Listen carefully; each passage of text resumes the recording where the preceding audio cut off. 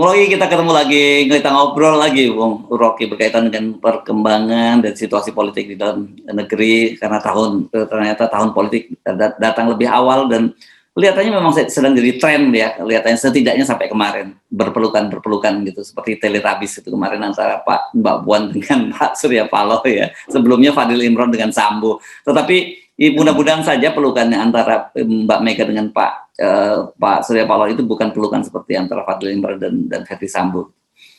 Ya, ini pelukan yang belum lengkap. Harusnya yang berpelukan itu Pak Surya Paloh dan Ibu Mega, itu baru lega ya, kan begitu. Orang mau nunggu senyum sumringah dari Ibu Mega di depan publik setelah berpelukan dengan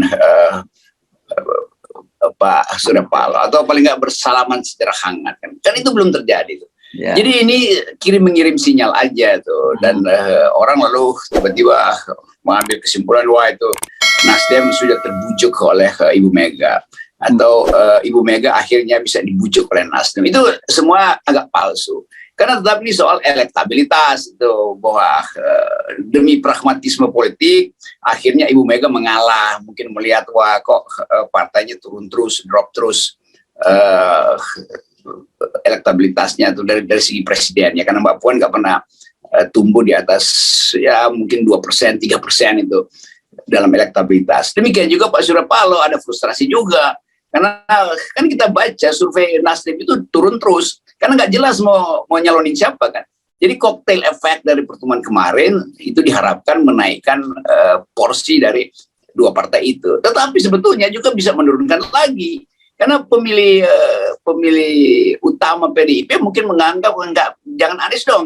Anies itu jauh sekali dari tradisi PDIP itu yang terbuka. Kan Anies dikondisikan dia diasuh oleh Muslim dan bukan Jawa, dia Arab. Kan semua itu narasi yang dikembangkan sekarang. Dan kita bisa duga bahwa PDIP justru akan terpuruk suaranya kalau Anies dimasukkan ke situ. Kaum nasionalis menganggap ya Anies bukan nasionalis gitu, dia lebih dekat dengan Islam dalam politik identitas yang kita bahas kemarin tuh. Demikian juga pemilih Nasdem menganggap ya kenapa Puan.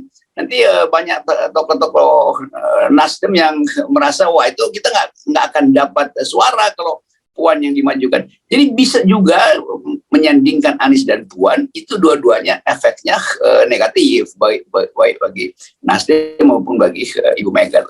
Tapi udah biar aja kita lihat kekonyolan ini, karena dari awal juga Nasdem ragu-ragu untuk memilih Anies, Ganjar atau Andika tuh. Nah, kelompok Ganjaris di Nasdem juga langsung pasang posisi, wow ini berbahaya dong gitu. Mainan kita itu kan ini banyak faksi juga di dalam PDIP yang menganggap wah itu Anies nggak bisa tuh, kurang bisa dipercaya, kira-kira begitu. Lebih baik langsung Ganjar kan, karena Ganjar pasti langsung dapat restu dari Presiden Jokowi itu. Kalau Anies ya itu masih ada pertentangan personal atau soal-soal di balik itu. Jadi kekacauan itu terjadi sekali lagi karena desain politik kita mewajibkan orang buat berkoalisi, walaupun ini partai-partai sudah terdaftar sebagai peserta pemilu, tapi masih diwajibkan berkoalisi itu. Ini ajaibnya begitu. Udah mau masuk pertandingan tapi masih dicari partner koalisi, ngapain? Sendiri-sendiri aja kan. Ya. Itu.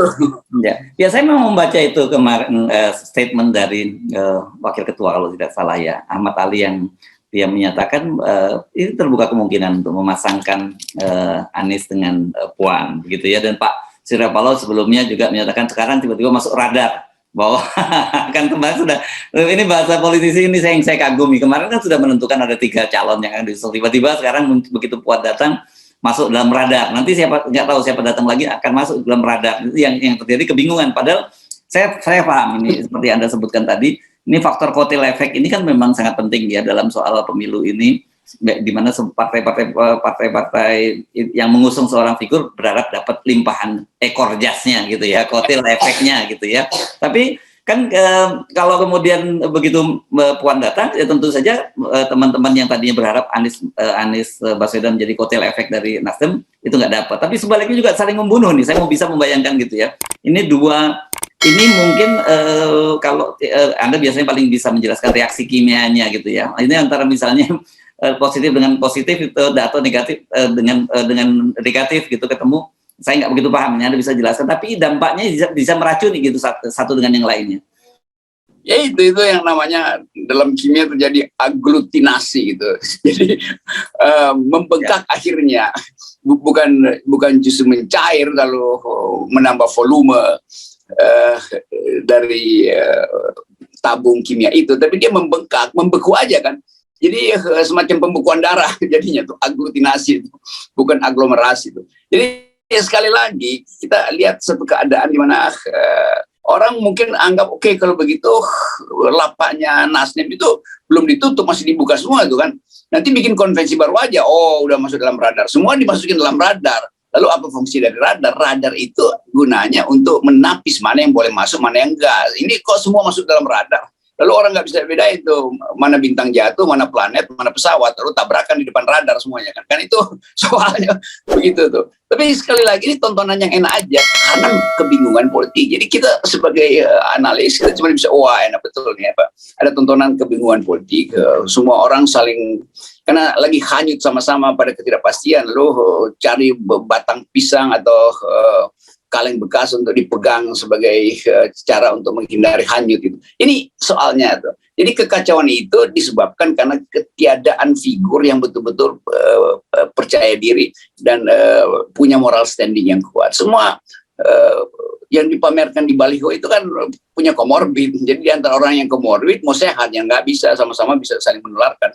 Ya. Oke. Tetapi gini, ini kan memang bukan safari pertama, bukan namanya safari, pasti terlakukan kunjungan. Ini akan dilanjutkan dengan kunjungan ketemu partai lain. Tapi mengapa ya, Bung Rocky, yang dipilih untuk kunjungan pertama itu Nasdem gitu? Padahal seperti Anda sebut tadi, bahkan saya juga jadi teringat kemarin dalam forum di EPR itu antara Pak Mahfud, Pak Surya Paloh dengan Bu Mega itu masih belum menunjukkan sinyal keakraban gitu. Ya, kalau kunjungan pertama ke Pak SB pasti orang ngakaknya lebih kencang tuh PDIP. Datang ke Cikeas ya udah. Itu kan itu soalnya tuh, bahwa akhirnya oke, mungkin dianggap yang paling potensial untuk dibujuk itu Nasdem karena Anies ada di situ. Tapi Anies sendiri juga merasa mungkin ya cocok nggak cocok, kasih kepastian dulu, saya nggak punya 20% itu. Dan masyarakat sipil saya juga menuntut Anies ucapkan kalau Anda mau jadi presiden tolak 20%. Kalau nggak saya beroposisi pada Anda loh.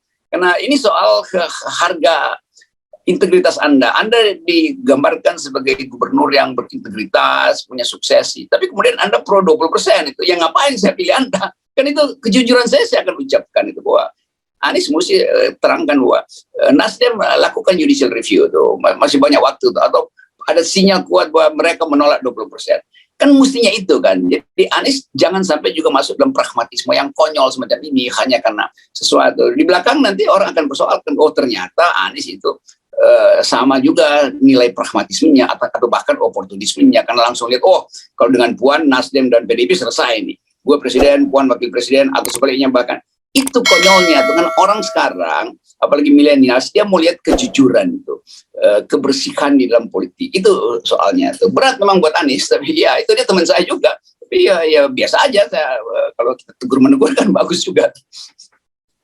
Saya kira tradisi itu yang harus kita lakukan, bukan kalau ada seorang teman benar salah kita lindungi gitu, sementara orang lain benar nggak benar tetap kita hajar juga. Itu kan bukan tradisi yang bagus. Nah, etika itu yang mau kita ucapkan menjelang pemilu 2024, orang ingin lihat bahwa itu pemilu terakhir yang mungkin kasakusupnya masih ada. Tetapi sekaligus itu pemilu pertama untuk memperlihatkan bahwa ke depan kasakusuk politik itu harus dihentikan karena etika politik mesti kita majukan. Nah, siapa yang mau kampanye itu? Ya pasti mestinya Anies kan? Kan Ganjar nggak mungkin kampanye itu. Karena dia udah melanggar etika dari awal itu. Jadi Anies yang ada di front line itu justru harus promosikan public ethics atau democratic imperative ethics itu. Dan itu yang dipelajari oleh Anies bertahun-tahun dalam studi dia, dalam pengalaman dia berorganisasi. Kan sayang seluruh reputasi Anies sebagai orang yang berprinsip di dalam hidup, terutama dalam memajukan demokrasi itu batal hanya karena manuver-manuver konyol dari Nasdem dan PDIP misalnya. Oke, tapi kita bisa membayangkan ini, begitu banyak sekali sebenarnya tokoh-tokoh potensial gitu ya, karena sistem politik kita itu jadi menghalangi mereka Dan yang terjadi akhirnya kita ya dapatnya figur-figur yang seperti kita rasakan seperti sekarang ini gitu.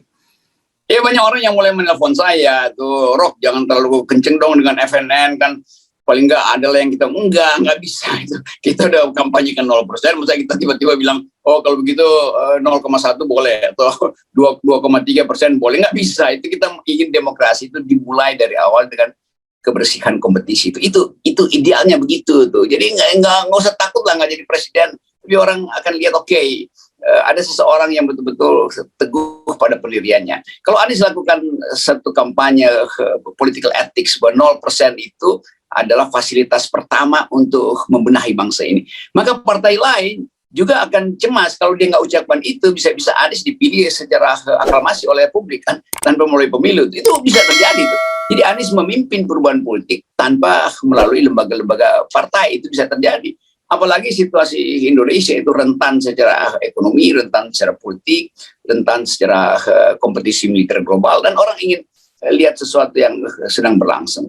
Bayangkan misalnya tiba-tiba Pak Andika menyambut Anies, oke, saya juga sebagai warga negara dan TNI udah bikin kajian bahwa 0% itu yang memungkinkan negara ini bersih. Jadi kita ingat kembali bagaimana Seskoad TNI di tahun 65 itu jadi tanking untuk menghasilkan Indonesia yang berdemokrasi itu. Jangan lupa demokrasi Indonesia itu juga bagian dari studi-studi di Seskoad di awal Orde Baru itu, dan tokoh-tokoh politik yang datang dari kalangan akademisi bersama-sama dengan TNI itu mencoba yang disebut era baru. Itu semua pikiran-pikiran moderat dan pikiran terbuka dari kalangan TNI.